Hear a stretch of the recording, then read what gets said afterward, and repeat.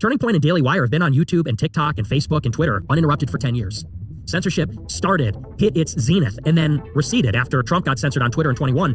This whole story played out over literally 10 years. Arguably, there was no censorship around 2015. That's when it really started. This whole story has occurred, and not one of them got banned by one platform for even a day. None of the big guys. And when you look, they all actually colluded with the platforms. People were censored for everything. The election, BLM, Ukraine, but that was a big one. Tim Pool, Shapiro, Charlie Kirk. They effectively all cut a deal with YouTube and said, look, we won't talk about it, and we'll keep our platform access. In the interim, all their competition got banned.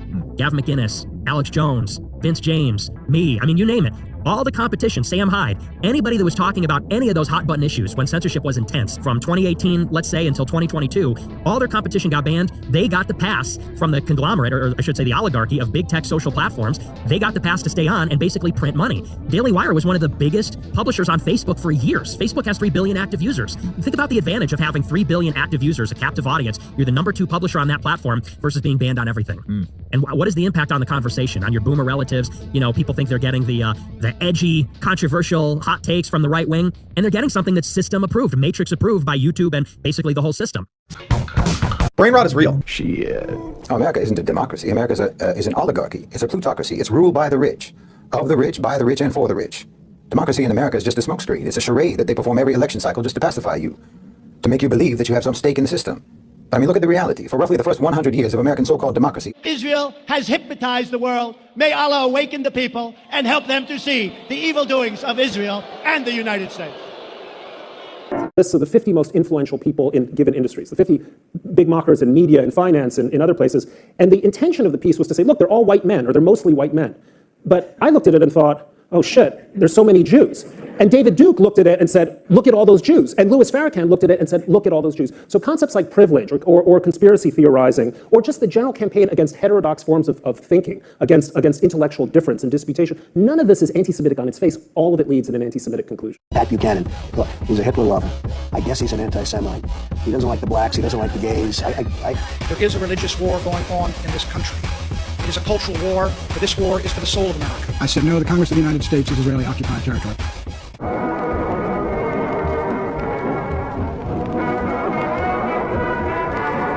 You donated $150,000 US to charity.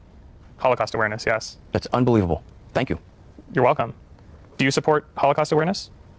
I mean, I don't know if I've thought about it. I mean, I would. I mean, why did you hesitate so much? Nah, I mean, it's the first I've heard of it. The Holocaust? Well, I mean, just the awareness and all that stuff. Do you believe the Holocaust happened? I do, yeah. How many Jews died in the Holocaust? Oh, I don't know. I can't give you an exact number. I wasn't there. 6 million. Were you there? Was I in the Holocaust? Well, I mean, were you around at the time?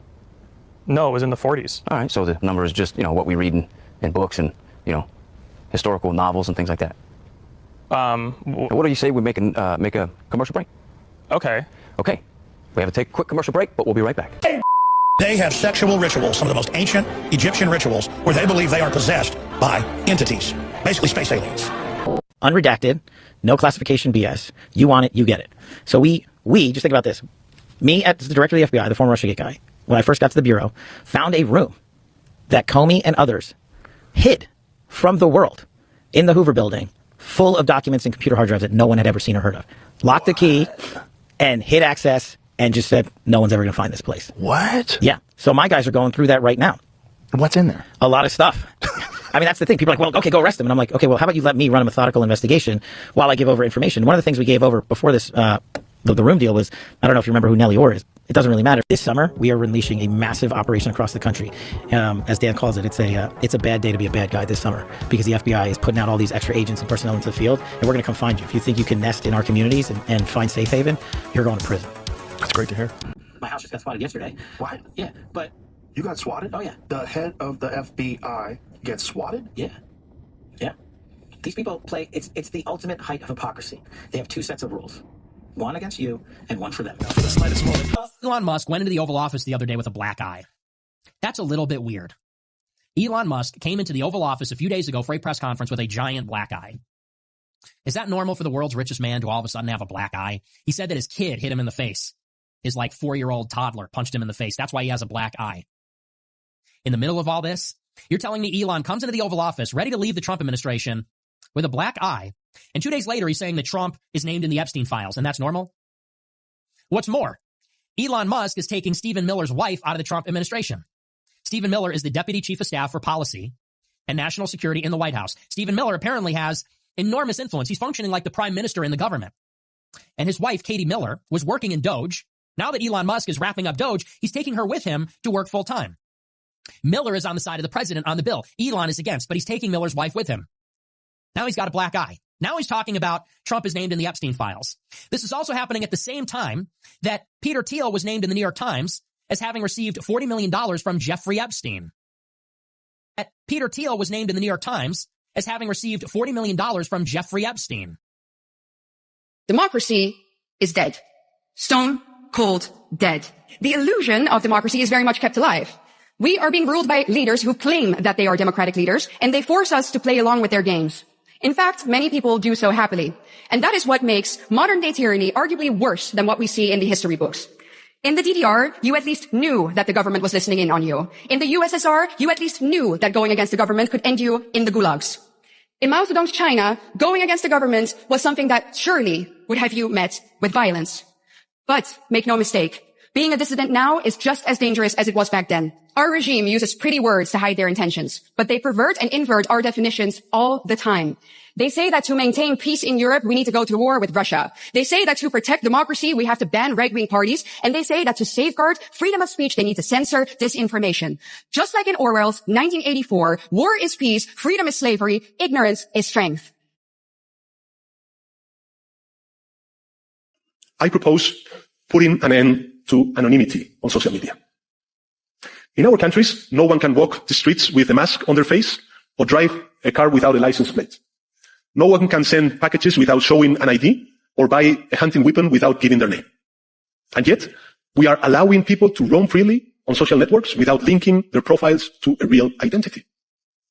This paving the way for misinformation, hate speech, and cyber harassment, because it is facilitating the use of bots, and it is allowing people to act without being held accountable for their actions. Such an anomaly cannot continue. In a democracy, citizens have the right to privacy, not to anonymity or impunity, because with those two, social coexistence would be impossible. That is why I believe we must push forward the principle of pseudonymity as the functioning element of social media, and force all these platforms to link every user account to an European digital identity wallet. This way, citizens could use nicknames if they want, but in the case of a crime, public authorities would be able to connect those nicknames to real people and hold them responsible. Because accountability is not an obstacle to freedom of speech. It is an essential complement to it. On social media user, or it's much better to say, one social media user, one real ID. This is the only way to really ensure that minors do not access inappropriate.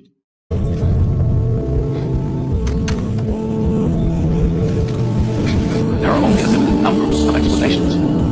Either this is one of the most elaborate hoaxes ever created, or basically, it's for real.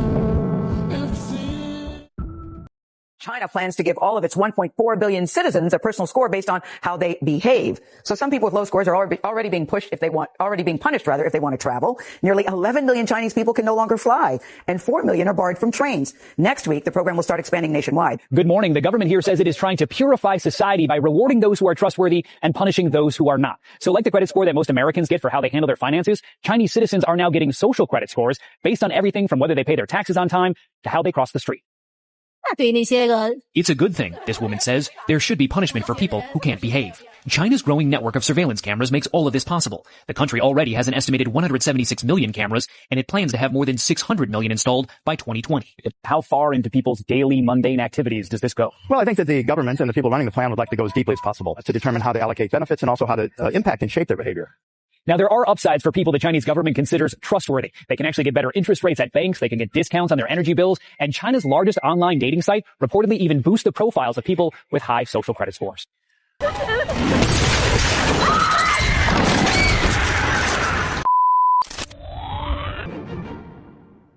maximum, very good figures if one tries to say if these facilities could have been used, how many people could we have gotten through them?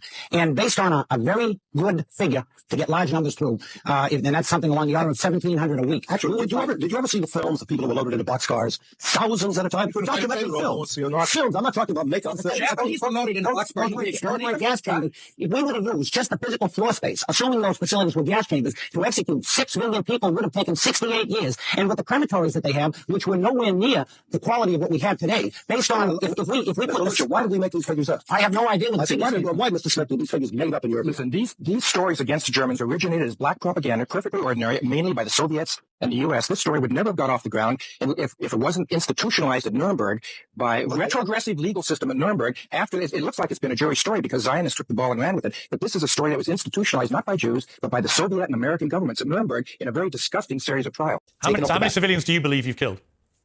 We don't have exact figures, as you know, it's the fog of war. But you've got exact numbers for Hamas terrorists you've killed. Why wouldn't you know how many civilians you've killed? Because obviously our focus is to go after the Hamas terrorists. And that does imply that you're putting a bigger premium on killing Hamas terrorists in terms of numbers and accountability than you are on innocent civilians. That can't be right, surely. If you know exactly how many Hamas terrorists you've killed, you must know how many civilians you've killed. Otherwise, you're prioritizing the lives of terrorists over innocent people. Piers, with respect, don't put words into my mouth, please. I didn't say exactly 14,000. I said around 14,000. Former life, I was an insider as much as anybody else. And I knew what it's like, and I still know what it's like to be an insider. It's not bad. It's not bad. Now I'm being punished for leaving the special club and revealing to you the terrible things that are going on having to do with our country. Because I used to be part of the club, I'm the only one that can fix it.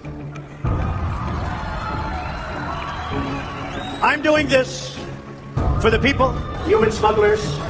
How bad is that, human smuggling? I met Donald Trump at some parties I attend that I was working for Mr. Jeffrey Epstein. There was about 3 or 4 times that I had encounters with Donald Trump. I was 13. The first time that I met Donald Trump was at a party at Jeffrey Epstein's mansion. There was an orgy going on, and he was kind of watching off in the distance. And he basically asked if I could come over and give him a hand job. And at first, I wasn't very comfortable with it. This was like my first party, and I didn't think that was my responsibility. But my recruiter told me that I needed to do it, so I agreed to. And then he, I began to. Sorry, this is a little difficult, but. Before I gave him a hand job, he kind of slapped my hand away and said, you need to use a glove. And the recruiter ran over and handed me a glove and said, no one touches Mr. Trump's penis without a glove. So I needed to use a glove. I gave him a hand job, and then immediately after he had an orgasm, he left, and I didn't see him again at that party. Donald Trump knew that I was 13 because the first night that I was there, Tiffany actually suggested that she had a whole bunch of different wigs, and I expressed interest in them. I always told her that I would love to walk around with blue hair. And so I tried some on, and there was a blonde wig that she said that looked great on me. So I wore that wig, and Donald Trump had specifically asked about me because I remind him of his daughter, and she said, well, she's 13 as well. So he knew the first time that he saw me, but he took a liking to me because I look like his daughter. That will be all. Thank you.